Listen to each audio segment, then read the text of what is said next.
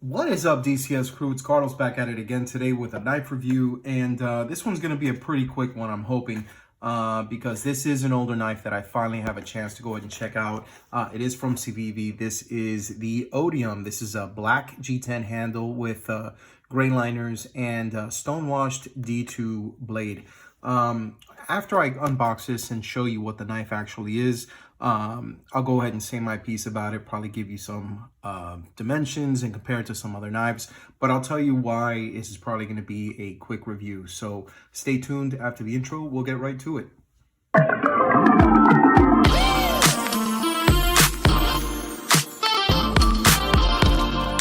Alright guys, welcome back and thank you so much for tuning in to today's knife review. Now, today we're going to go ahead and check out the Odium from Civivi knives, and this is actually a design that is collaborated with the Ferrum Forge brothers. So Ferrum Forge Knife Works, Ferrum Forge Knife Works and Civivi collaborated to go ahead and make this. Ferrum Forge did the design, and you can actually tell it is a Ferrum Forge design by their maker's mark that is right there. And you can see here the front, the lock side, the rear, which is the clip side, and then the back of the knife here, the booty, I guess you could say. It's a nice little back spacer. Get some jimping here. You can hold it actually like this, or you can hold it like this. This is a smaller knife, but we'll get to the dimensions in a second. I just wanted to go ahead and show you quick once around. You see that black stonewash blade. This is D2 based on the designation that you have right there. And I do like the fact that it has this G10, but the actual scales themselves are contoured, and there is a little bit of a ledge here. It stops short of the liner, so the liners kind of like peek out a little bit to add a little bit of a pop to it. Not bad, but I would have liked if they would have stonewashed these liners, done like a black stonewash, kind of like the blade. I think that would have stuck out a little bit more. Now, as far as the dimensions, I'll go ahead and post them right here to your right, so you can see more or less what the specs and dimensions of this knife is. Okay, and go ahead and pause if you want to see that a little bit more. And then I'm going to go ahead and place a few knives next to it so you can see more or less how big it is compared to some of the other things that I have in my collection. So first and foremost, we're going to start off with a black stonewashed Kershaw. Here you go. And that's the Shuffle. All right. We have, let's see, what else do I have? Oh, I got another little small knife here for you to check out. This is the Little Main Street from Concept. Hard to believe that this little knife right here does a lot. It does a lot of work. Dirk Pinkerton design, by the way. Something a little bit newer. This is the Bestech Sledgehammer. Really unique blade shape for Bestech. Micarta scales, deep carry clip. All right. For scale, I'm sure you all know this knife. And I always get asked to put a generic knife that everybody knows just for scale, and this is the Spyderco Para 3. All right. And last knife, this is actually a new one, and I'm going to be doing a review on this one soon. This is a Carlos Elsner design from Kaiser. This is the Rapids blue and black G10, 154 cm steel, deep carry clip. Really, really nice. Thumb stud and flipper. Best action I've seen so far from Kaiser this year. Could be knife of the year, but that's just me. Now, on to the review for the Odium. Now, I actually am going to make this quick because I saw this in 2020. I saw this right at the beginning of 2020 with SHOT Show. I stopped by the Wii and Civivi booth. In fact, if you happen to see that video, and I'll see if I can put a tag to it up here, they talk about this knife. The rep for the company talks about this knife.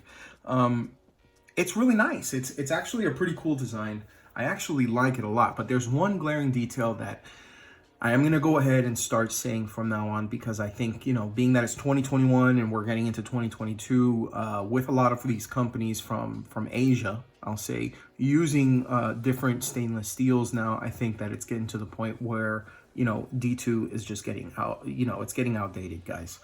It should go the way of 440C. In fact, if it were me, I'd bring 440C back and I'd just go ahead and get rid of D2 for folders. Now, there's a reason why I'm saying that.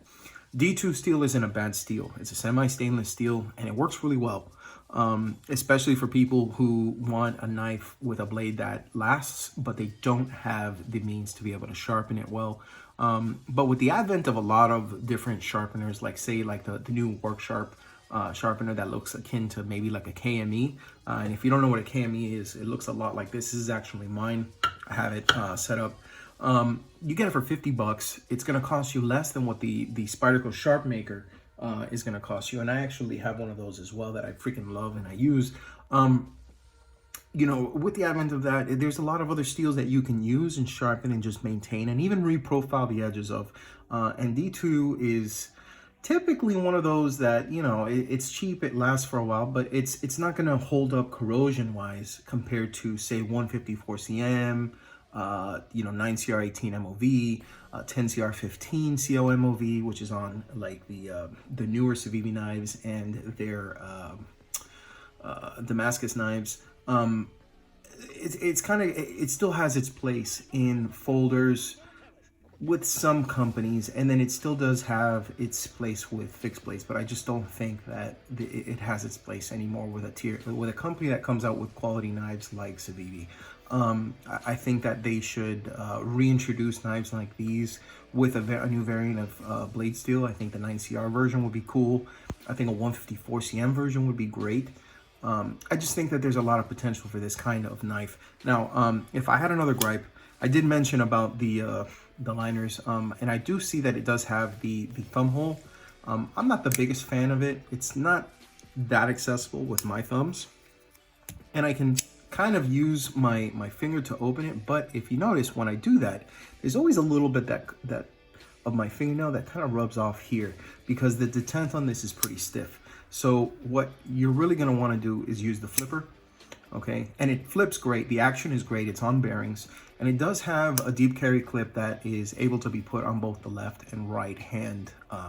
So it is lefty friendly, okay? I don't think it's something that they do on any of their knives, but I would totally like to see an extra screw over here just to get rid of that hole. I guess the OCD in me, you know, just really likes, you know, for all the holes to be filled. And you can insert whatever perverted joke you want there. But that's just my take on it. Like I said, it's a nice knife, but it's kind of meh for me for now because it's missing a few glaring details. It just kind of looks unfinished, you know? You can get, you know, a black pivot right there, and you have those black liners. Even if you just did standard black liners, I think it would look really good because you have a black clip, but then you have these, you know, stonewash liners. It kind of just throws it off, you know, and then you have the blade steel that's a little off. It takes what would be a normally really nice knife, and then it makes it for me. Now, your mileage may vary, and I'm not saying it's a bad knife, but when you have other companies that are, you know, that have been around for a little bit longer, I mean, a little bit less time, like say Concept, you know, and they have stuff like this, the little Main Street that's come out with 154 cm. Guys, it's and at a competitive price point. You have Civivi that's come out with, you know, 14C28N steel for some of their folders, or even 10CR 15 CO MOV or whatever. That's on the Hadros. That's on the Dylan Mallory folder, which I also have. You know, it's kind of hard to substantiate paying a similar price for something like this. So that's just my 2 cents on it. You know, your mileage may vary, like I said. So that's my review on it, and I wanted to make it quick because I just wanted you guys to know how I felt about this. It's a nice knife, but I just think that it's woefully out of date already. I think if they came out with a version 2 that, you know, took care of a couple of these things and made a couple variants out of it, maybe a better steel, I think it would be a great seller. But again, with all the things that are coming out in Civivi's catalog, this is really quick to not be remembered, unfortunately, and it's because of a couple of details, and I think nothing more. So while I think it is nice, and I think that this, you know, this black on black combo and the stonewash was done well, you know, the steel choice, the liners and that sort of thing, I just think that there's enough to where this is just a substandard knife in their overall pretty nice catalog. So that being said, thank you so much for watching. This is my review on the Odium.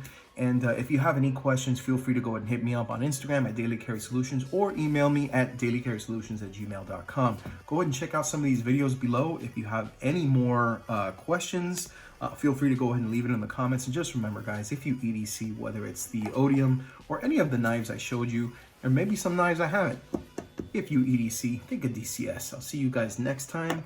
But in the meantime, peace.